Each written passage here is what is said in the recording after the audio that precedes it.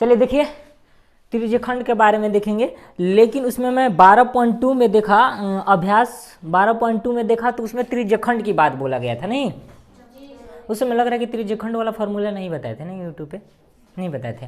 इसलिए देखिए समझने की कोशिश करिएगा। त्रिज्यखंड के बारे में हम लोग समझेंगे, बहुत बढ़िया से समझेंगे। या तो फॉर्मूले के माध्यम से समझूंगा, या तो फिर एक और तरीका है बस सिर्फ समझने का, क्योंकि भाई हमको पता होगा कि फार्मूला हम ज़्यादा रटवाते वगैरह नहीं है, नहीं, बस सिर्फ उसका कंसेप्ट दिया जाता है, फॉर्मूले ही दिया जाता है लेकिन उसको ये कंसेप्ट दिया जाता है। नहीं, तो त्रिज्यखंड के बारे में हम लोग समझ लेते हैं। इसको आपको पता होगा कि वृत्त बोला जाता है। अब वृत्त के आरी आरी जितना भी इस तरह घेर दिए उसको क्या बोला जाता है, क्या बोला जाता है, सरकमफ्रेंस बोला जाता है, यानी परिधि बोला जाता है। परिधि को भी परिमाप बोला जाता है। फिर समझ लेना, अगर मैं यहाँ से खींच दूँ सीधा सीधी तो व्यास बोला जाता है, यानी डायामीटर बोला जाता है। दूसरा नंबर, आपको यहाँ से यहाँ तक कहीं से भी कोई वृत्त लेकर उसमें से केंद्र मानकर कहीं भी खींच दूँ तो त्रिज्या यानी रेडियस हो जाती है। नहीं, अब समझने की कोशिश करिएगा। अगर वृत्त है ये, अगर मैं वृत्त के यहाँ से काट दूँ, ये जीवा बोला जाता है कि नहीं, यहाँ से मैं खींच दूँ, केंद्र को छोड़कर कहीं भी खींचूँ वो जीवा हो जाती है।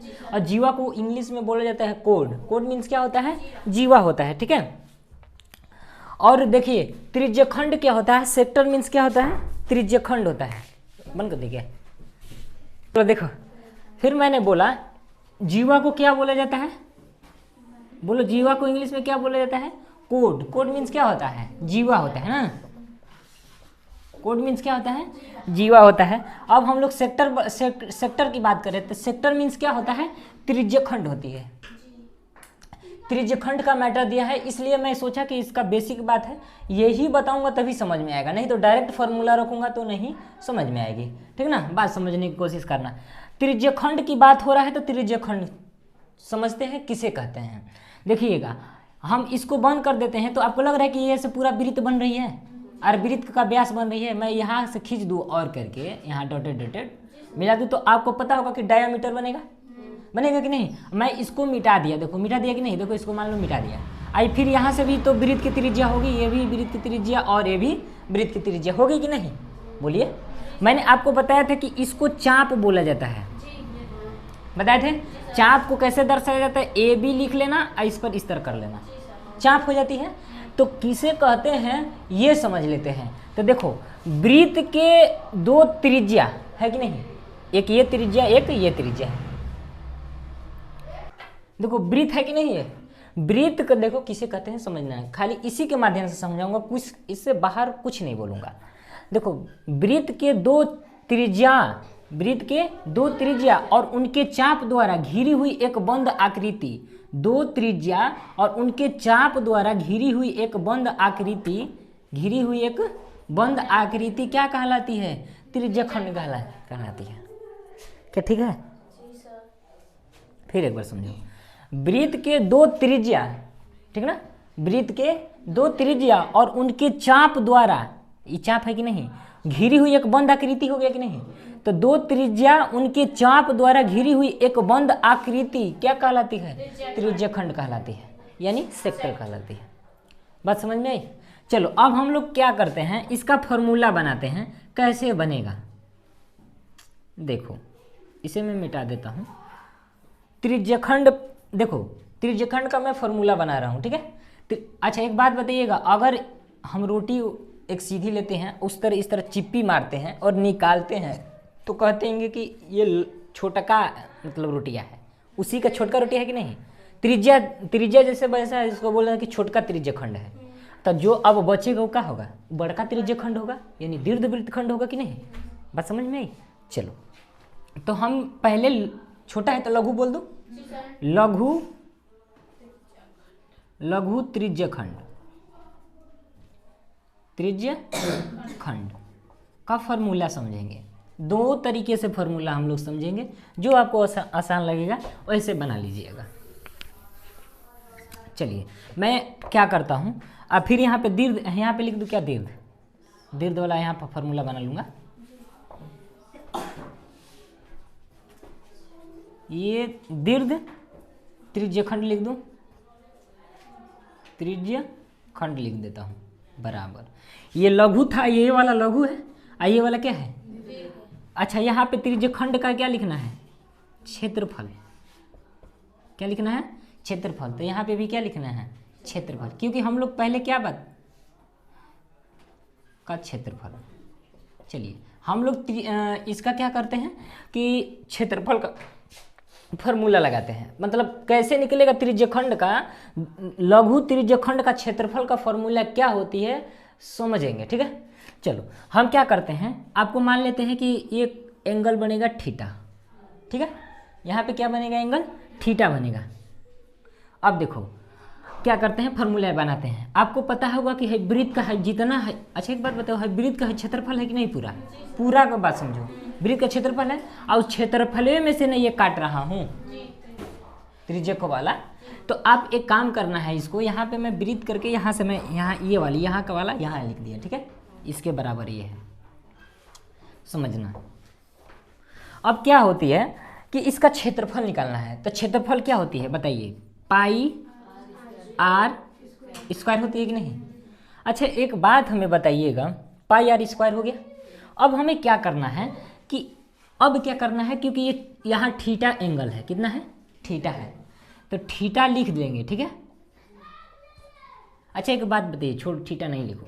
मान लो कि है आपका 360 नंबर का पेपर हुआ है एग्जाम हॉल में, आपको इतना मिला है, मान लो कि कितना मिला है, मान लो आपको 36 यानी मान लो 180 अंक मिला है, ठीक है। तो हम कह सकते हैं इस तरह कि पूरा 360 का पूर्णांक था, 360 में से आपको मिला है कितना, 180। परसेंटेज के लिए जो भी निकाल लीजिएगा 100 करके, उससे हमसे मतलब नहीं है, बस हमको इसको समझानी थी। तो हम कह सकते हैं कि जब यहाँ पे हमें पूरा टोटल 360 होगा, लेकिन उसमें एंगल यहाँ कितना का बन रहा था, थीटा का, तो मैं यहाँ पे थीटा लिख दिया। कितना अंक था, 360 का था, कितने का था यहाँ पे, तो 360 का था। ये हमारा त्रिज्यखंड का फॉर्मूला बन गया, त्रिज्यखंड का क्षेत्रफल का फॉर्मूला बन गया। समझ में आई। अब देखो क्या होता है, अगर आप भूल गए होंगे, ठीक ना, कह दिया कि त्रिज्य, ऐसे देखो कह दिया कि त्रिज्य आपका कितना, मान लो कि एक उदाहरण ले रहा हूँ कि आपको समझ में आ जाए, ठीक ना।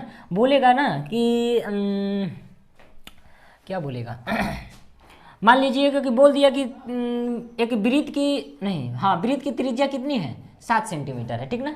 अब बोल दिया ना कि एंगल कितना दिया है, मान लो 90 डिग्री बोला है, ठीक है, 90 डिग्री बोला है कि क्षेत्रफल, त्रिज्यखंड का क्षेत्रफल निकालिए, त्रिज्यखंड का क्षेत्रफल। तो पाई रख लो, ठीक है, फार्मूले बनो, पाई बटा 7 हो जाएगा, पाई का मान, आर का मान कितना हो जाएगा, 7 गुणे 7 होगा, क्योंकि आर 2 है, आर आपको पता होगा कि थीटा कितने का बना है, 90 यानी 90 हो जाएगा, अब बटा में 360, यही त्रिज्यखंड का ऐसे ही आपको आएगा।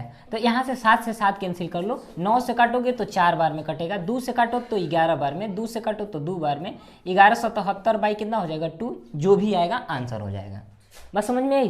तो एक बात हमें बताइएगा, जो ये फॉर्मूला आपको दिख रही है, यही फॉर्मूला यहाँ बना है, कैसे बना है ये भी बात समझो। हमें पता था कि कैसे निकालना है, पहले तो पाई आर स्क्वायर से रख के निकाल लेना है, पाई का मान 22/7 हो जाएगा, और आर का मान 2 हली करना है, आर गुणे आर करना है, ठीक है ना, पाई आर स्क्वायर हो बन जाएगा। क्या देना है, थीटा का मान दिया है, देखो फॉर्मूला नहीं लगा रहे हैं, थीटा का मान दिया है, कितना में से पूरा 360 में से कितना का मान दिया है, 90 डिग्री का, देखो वही ना बन गया। तो आपको जो आसान लगे वो कर सकते हो, बिना फार्मूला का भी कर सकते हो। आप क्या कर सकते हो कि पाई आर स्क्वायर होता है ना, इसको इस तरह घेर लेना, एक और तरीका, मतलब उसी को बता रहा हूँ, पाई आर स्क्वायर घेर लोगे। हमको पता है कि पाई आर स्क्वायर में से कितना डिग्री का मान दे दिया, 90 डिग्री का मान दिया है, 90 रख लो, कितने में से, 360 में से, इसको हटा लो चाहे कर लो, बात वही नहीं आ गया, आ जाएगा कि नहीं। तो आपको फार्मूला लगे तो अच्छा, तो फार्मूला रख लीजिए। आपको लगता होगा कि इस तरह ये समझने वाली बात है तो इसे समझ लीजिएगा, एक बार पढ़ने से नहीं होगा, एक बार 2 बार क्या करना है आपको पढ़ना पड़ेगा। ये लघु त्रिज्यखंड का मैटर समझ में आ गई। चलो अच्छा एक बात बताइएगा कि ये 90 है, मान लो कितना है, मान लो कि अभी यहाँ पे कितने डिग्री का कोण बन रहा है, 60 डिग्री। एंगल चेंज होते रहेगा, ठीक है ना, जरूरी नहीं कि 90 डिग्री रहेगा, कभी 90 होगा, कभी 60 होगा, कभी 30 होगा, कभी 45 होगा, हड़बड़ाना नहीं है। थीटा का मान कितना रखना है, जो रहेगा वही रखना है। चलो अब हमें पता होगा कि दीर्घ वृत्त का। अच्छा एक बात बताइए, हाई 60 हो गया तो एक पूरा एंगल कितने का बनता है, 360 का, तो इधर वाला कितने का बनेगा, 300 का बनेगा कि नहीं बनेगा। तो अब आपको भी लगे कि फार्मूला से, फिर ये बात आपको लगे कि फार्मूला से लगा लूँ या बिना फार्मूला का बना लूँ, दोनों बात समझना। पहले का हमको क्या करते हैं, सीधा सीधी पाई आर स्क्वायर तो लिख ही लेना है, नहीं पाई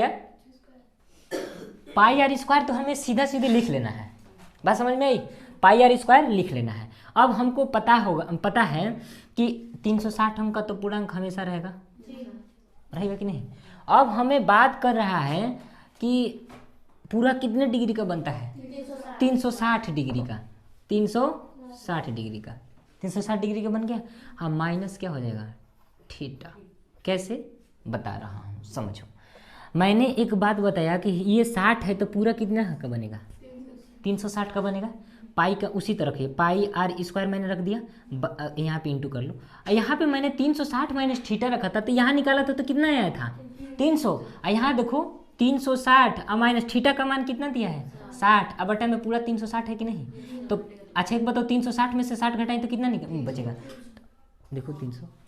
तो आप फॉर्मूले से कर लो या ये वाला डायरेक्ट कर लो, नहीं हमको रखना होगा पाई थीटा का मान इतना 60 दिया तो ऊपर 300 होगा। कैसे होगा, फार्मूला भी देख लो, आपके सामने दिख रही है, या तो डायरेक्ट 300 कर लो या तो फार्मूले से कर लो। नहीं तो यहाँ पे मैं आपको ये फार्मूला बन गई दूसरी, दीर्घ त्रिज्य खंड का क्षेत्रफल का फार्मूला। इतना उतार लो, उसके बाद आगे बात करेंगे। आगे देख लेते हैं इसका त्रिज्य खंड वाला देखें क्या। अब इसका लघु चाप वाला देख ले क्या, चाप की लंबाई देख लेते हैं, उसके बाद यही आज चलेगा छोटी छोटी बात। चलो अब हम इसका क्या कर लेते हैं, लंबाई की बात कर लेते हैं,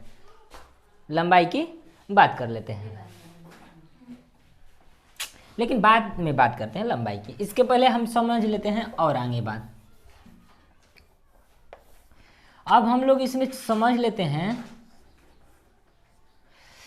कि ये क्या बोला जाता है, लघु वृत्त खंड क्या होता है, दीर्घ वृत्त खंड क्या होता है। चलो पहले एक बात समझने की कोशिश करिएगा। मैं यहाँ से इस तरह खींच दिया, ठीक ना, मैं यहाँ से जब इसको खींच दूंगा ना तो आपका ये बन जाएगी क्या, वृत्तखंड। ये क्या बन जाएगी, वृत्तखंड बन जाएगी, ठीक ना। अब समझना है, अगर मैं यहाँ से खींच दिया हूँ इस तरह, और ये हमारा क्या है, सेंटर है, ठीक ना। ये क्या है, सेंटर, सेंटर में केंद्र। यहाँ से मैं क्या कर दिया, इसको और इसको क्या कर दिया, मिला दिया। मैंने इसको घेरा और इसको क्या कर दिया, इस तरह बनाया, फिर से इसको फिगर बनाया, तो ये वाली फिर ये वाली दिखेगी कि नहीं यहाँ पे। अच्छा यहाँ पे लिख लो लघु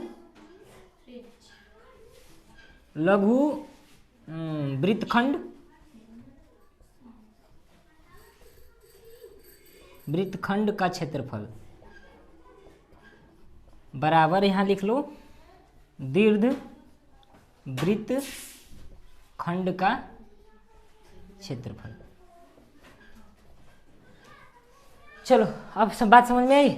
अब हम लोग कैसे निकालेंगे ये समझते हैं। मैं यहाँ पे जो किया था इस तरह, हमें ये वाली पार्ट निकालनी है ना, क्योंकि ये दीर्घ हो जाएगा। सुनो अब नहीं समझ में तो यहाँ समझो, ये आपका क्या हो जाएगा, दीर्घ वाला हो जाएगा छोटा, और ये वाला क्या हो जाएगा, लघु हो जाएगा ये, और ऊपर वाला क्या हो जाएगा, दीर्घ हो जाएगा। बात समझ में आई।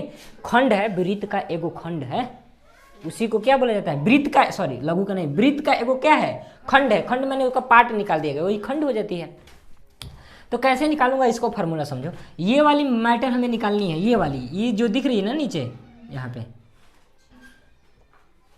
ये वाली हमें निकालना है। अच्छा एक बात हमें बताना कि मैं इसको थोड़ी देर के लिए मिटा देता हूँ, तो आपको ये क्या एक समझ में आ रही है, क्या दिख रही है आपको, त्रिज्यखंड दिख रही है कि नहीं।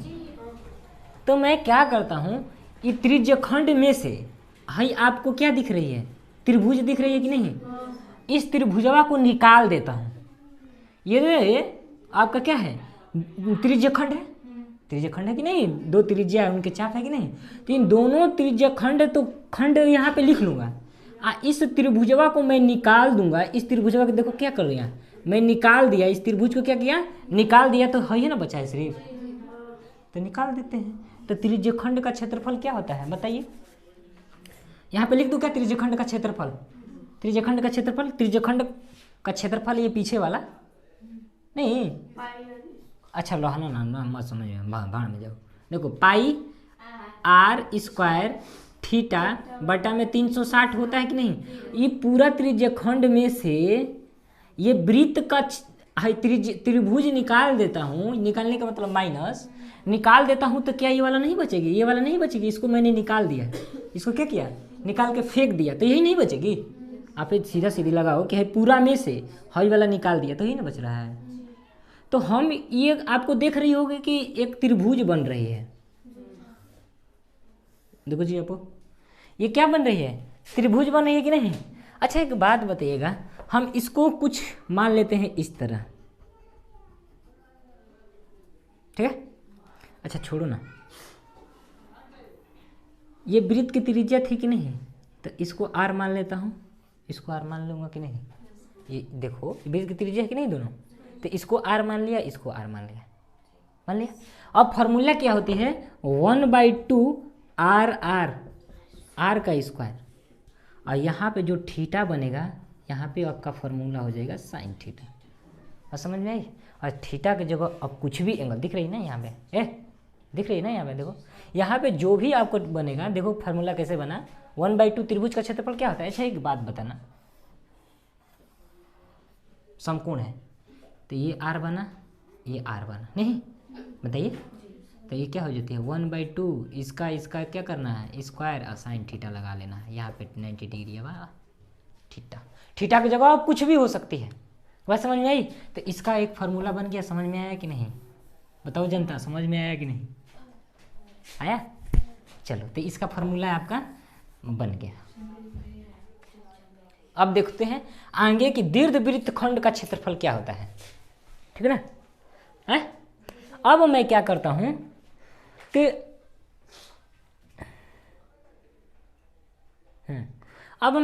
हूं कि थोड़ा दिमाग लगाइएगा, मैं पूरा वृत्त खंड के पूरा वृत्त के क्षेत्रफल में से, वृत्त का क्षेत्रफल है दिख रही कि नहीं, तो वृत्त के क्षेत्रफल क्या होती है पाई आर स्क्वायर माइनस। अब माइनस कैसे लगेगा ये समझो, अगर हम वृत्त के क्षेत्रफल में से, पूरा वृत्त का क्षेत्रफल में से मैं इस वाले पार्ट को निकाल के फेंक देता हूँ, सॉरी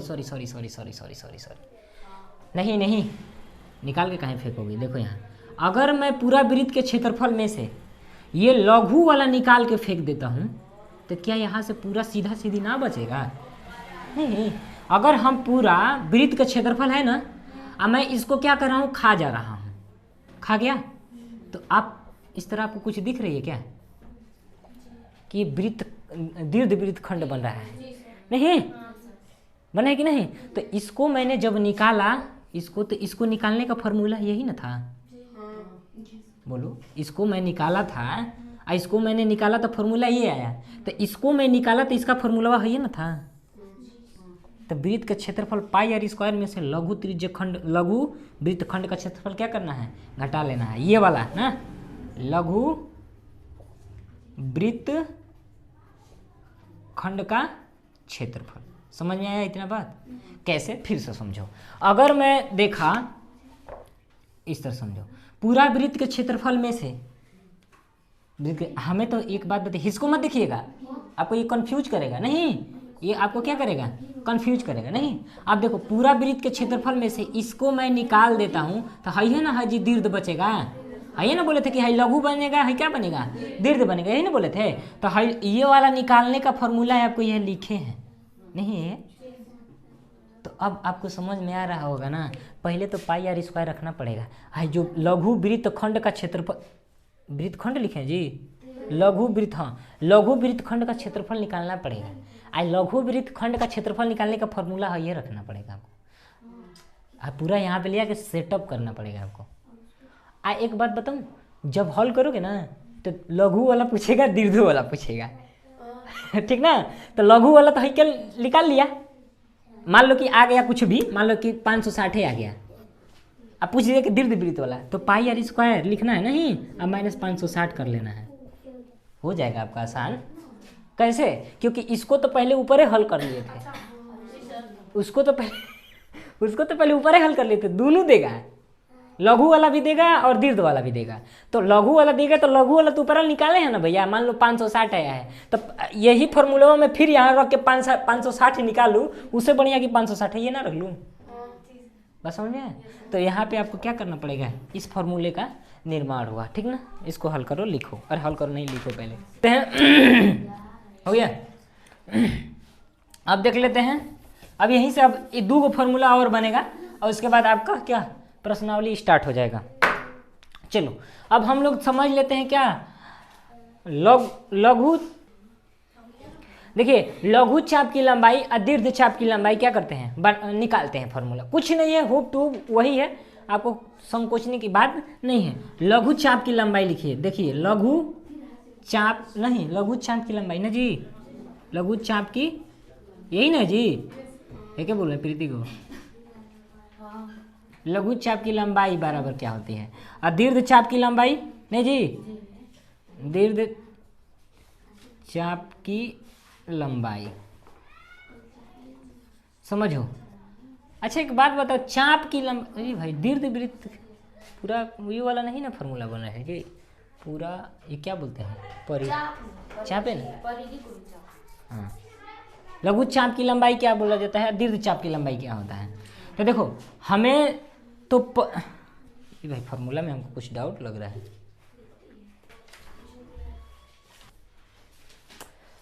देखो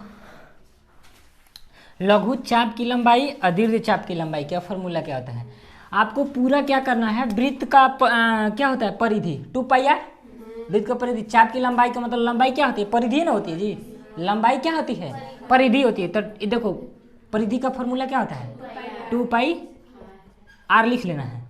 अब हमें पता है कि चाप की लंबाई, तो ये क्या करना है, थीटा बटे क्या लिख लेना है, 360, ठीक ना। देखो यहाँ पे लघु चाप की लंबाई, यहाँ पे देखो लघु चाप की लंबाई, लघु त्रिज्यखंड की चाप की लंबाई लिख सकते हो, लघु त्रिज्यखंड की चाप की लंबाई, यहाँ पे लिख सकते हो लघु त्रिज्यखंड की चाप की लंबाई। तो लघु वाला तो यही ना चाप की लंबाई है जी, बताओ, नहीं समझ में तो यहाँ पे लिख लो लघु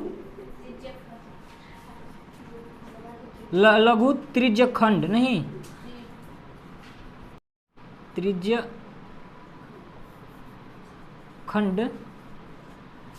लघु त्रिज्यखंड की चाप की लंबाई, चाप की लंबाई, यहाँ पे भी वही बातें लिख सकते हो, ठीक ना। अब देखो तो लघु त्रिज्यखंड की चाप की लंबाई यही ना है चीज, चाप बोलो, दीर्घ चाप हो जाएगा कि नहीं, आप अपने से अनुमान लगाओ कि ये लघु हो जाएगा तो ये दीर्घ हो जाएगा। तो लघु चाप की लंबाई देखो, तो ये पूरा वृत्त का परिधि में से, पूरा अरे सॉरी वृत्त का परिधि में से, वृत्त का परिधि हो गया कितना, तो बस इतना ही है ना, चाप घेरा है, तो ये चाप कितना बना है, थीटा, कितने में से, तो 360 में से, वही इस तरह हो जाएगा। तो वृत्त का परिधि कितना हो जाएगा, 2πr। अब यहाँ कितना बचेगा, अब जब भी 60 बचेगा तो 360 माइनस बचेगा कि नहीं, तो फॉर्मूला वही लगाए थे उस वाले में, तो ये भी क्या हो जाएगा, 360 माइनस थीटा बटा में कितना हो जाएगा, 360, ये आपका फॉर्मूला हो गया। अब समझो यहाँ से यहाँ काट भी सकते हो, आपकी मर्जी, नहीं तो यहीं से भी हल करोगे तो वही आंसर आएगा, और आगे भी हल करोगे, यही नहीं कर सकते हो जी कि है 2 से है इतना काट सकते हो, ये नहीं कर सकते हैं, और कुछ नहीं कर सकते हैं, बात समझ में आई। तो अब समझने की कोशिश करना, उस वाले में बोला था कि क्षेत्रफल, तो त्रिज्यखंड का क्षेत्रफल बताइए, तो 2πr सॉरी πr स्क्वायर लगाए थे, इसमें क्या बोला है, चाप की लंबाई, तो चाप की लंबाई मतलब ये पूरा क्या हो जाएगा, बताओ, परिधि की लंबाई, मतलब इसमें ये वाला छोटका वाला चाप की लंबाई, दीर्घ चाप का मतलब बड़का वाला चाप की लंबाई, समझ में आ गई। तो अगर चाप का लंबाई कह दिया तो ये वाला फॉर्मूला लगाना है, अब दीर्घ का कहेगा तो मतलब यही वाला, two pi r 2 pi r, लेकिन क्षेत्रफल का बात किया है तो पाई आर स्क्वायर और थीटा बटा में 360 उदम हु टू वही रहेगा। यही से मतलब बेसिक बात क्या हुआ, समाप्त हुआ। आगे हम चलेंगे चैप्टर की ओर।